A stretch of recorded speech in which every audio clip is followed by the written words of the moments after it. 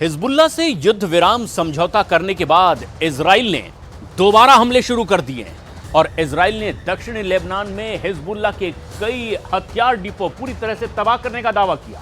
तो वहीं हिजबुल्लाह और इजराइल के बीच हुए समझौते से ईरान समर्थक फाइटर ग्रुप्स में भी अब फूट पड़ने की रिपोर्ट है। हिजबुल्लाह चीफ नईम कासिम से अब ईरान भी बेहद खफा बताया जा रहा है। क्या अब ट्रंप की बिछाई बिसात पर खाड़ी युद्ध पार्ट 3 शुरू हो गया है?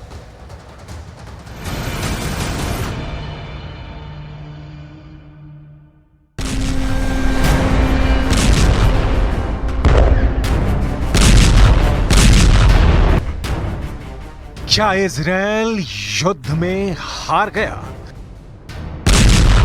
क्या नेतन्याहू ने हिजबुल्लाह के आगे सरेंडर किया?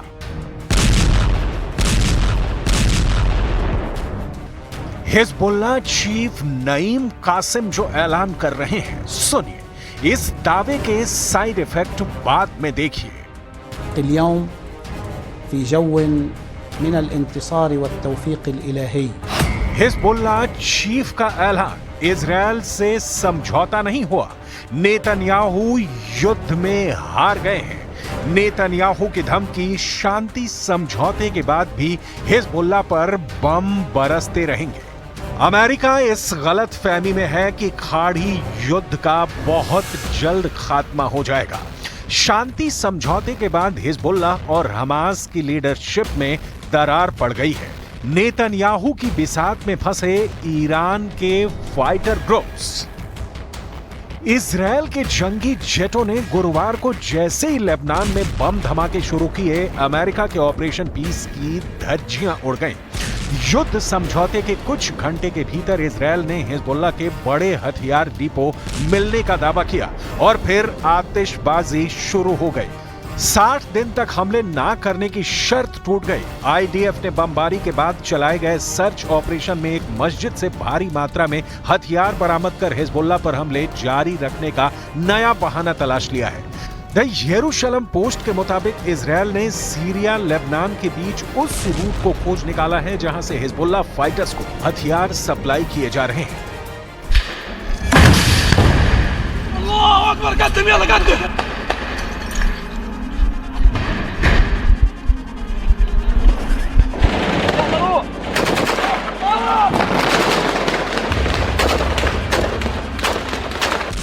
बस फिर क्या था, लेबनान को इजराइल ने दोबारा जलाना शुरू कर दिया।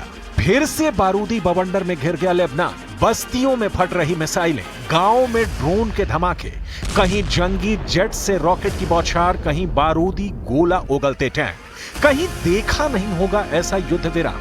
दोनों खेमे से युद्ध विराम का ऐलान होने के बाद भी कोराम थम नहीं रहा। इजराइल मारे जा रहा है, हिजबुल्लाह जीत का दावा ठोक रहा है, लेबनान सेना शांति समझौते की दुहाई दे रही है।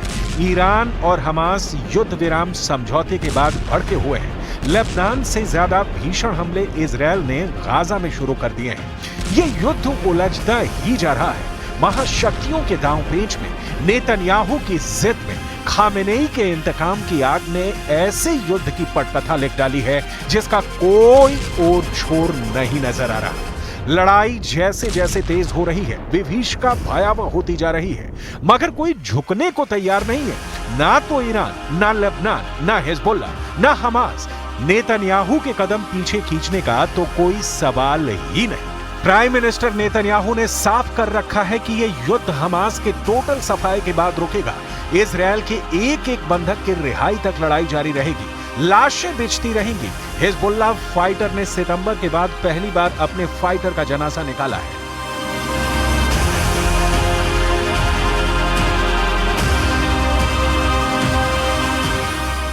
दक्षिणी लेबनान के मराकी गांव में इजरायली सेना ने जिन 5 लड़ाकों को मार गिराया, उन सभी का सार्वजनिक अंतिम संस्कार किया गया है। हिजबुल्लाह चीफ नसरल्लाह के अंतिम संस्कार के बाद यह पहला मौका है जब सरेआम फाइटर ग्रुप ने मातम मनाया है।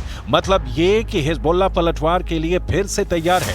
नए हिजबुल्लाह चीफ नईम कासिम के दावे और धमकियां साफ इशारा कर रही हैं कि अमेरिका की शांति की पहल बेईमानी साबित होने जा रही है। नईम कासिम ने ऐलान किया है कि युद्ध विराम समझौता करने के लिए इजरायल घुटने पर आ गया।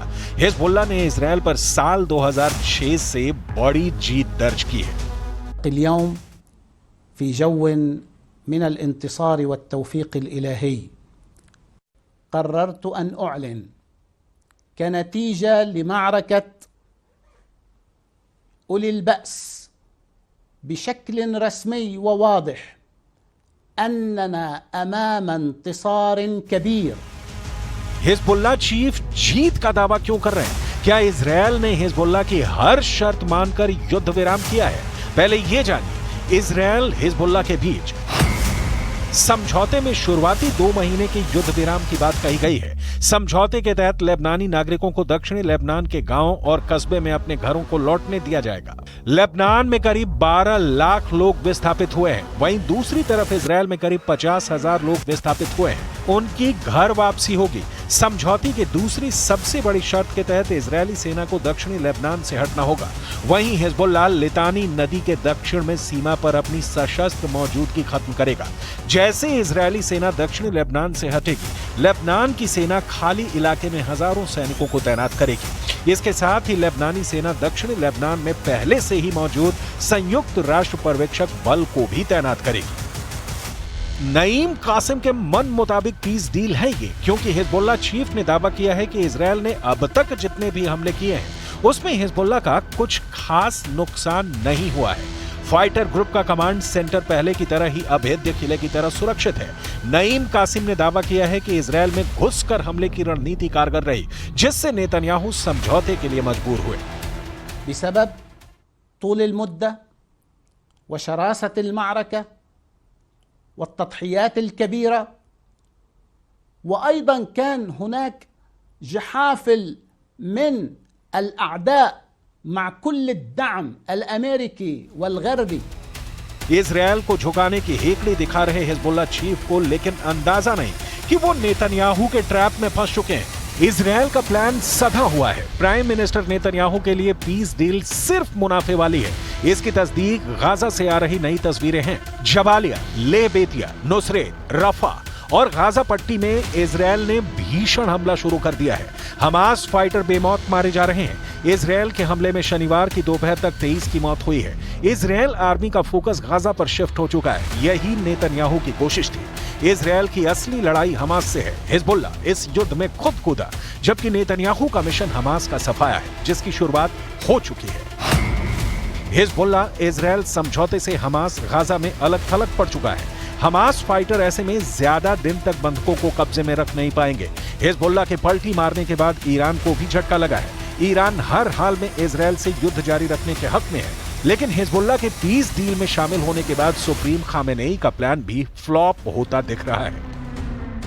सुप्रीम लीडर अली खामेनेई को हमास लीडरशिप से भी बड़ा झटका मिलने के सिग्नल मिले हैं। अमेरिकी रिपब्लिकन सीनेटर लिंडसे ग्राहम ने दावा किया है कि हमास भी इजरायल के समझौते के लिए रेडी है। अमेरिकी फाइटर ग्रुप और इजरायल के बीच पुल का काम कर रहा है। डोनाल्ड ट्रंप की शपथ से पहले हमास के भी सरेंडर की प्लानिंग पूरी हो चुकी है। लिंडसे ग्राहम के मुताबिक हमास लीडर संभावित युद्ध विराम पर मिस्र के साथ बातचीत शुरू कर चुके हैं। प्रेसिडेंट ट्रंप चाहते हैं कि हमास बंधकों को रिहा कर युद्ध का अंत करे। अमेरिकी विदेश मंत्री एंटनी ब्लिंकन ने भी कहा है कि इजरायल हिजबुल्लाह समझौते से हमास सीख लेकर समझौते के लिए तैयार रहे। Israel will always have the right to deal with challenges or threats to its security, just as any country has that right. But what I believe we have the possibility now of achieving is something that had not been the case up until now, which is the effective implementation of UN Security Council Resolution 1701.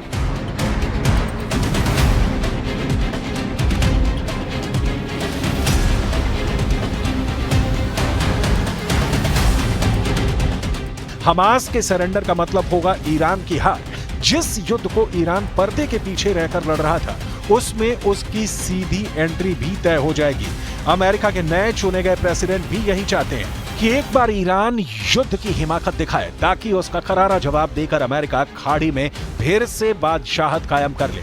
Iran को Trump ने चुनावी रैलियों में ही धमकाना शुरू कर दिया था। चुनाव जीतने के बाद ट्रंप के तेवर तल्ख होते जा रहे हैं। सुपर पावर खाड़ी में अपने हिसाब से सभी मोहरे बिछाता जा रहा है। ईरान के फाइटर ग्रुप में फूट डालकर अमेरिका ईरान को अलग थलग करने में कुछ हद तक सफल हो चुका है। सीरिया में, यमन में और लेबनान में अमेरिका के सभी दांव सही लगे हैं। अब बस हमास के टूटने की देर है। जिस हमास के हमले से ये युद्ध शुरू हुआ है, उसे ही बैकफुट पर भेजकर अमेरिका ईरान की नकेल कसने को तैयार है। Supreme leader Ali Khamenei super power को कैसे जवाब देते हैं, ये देखना अभी बाकी है।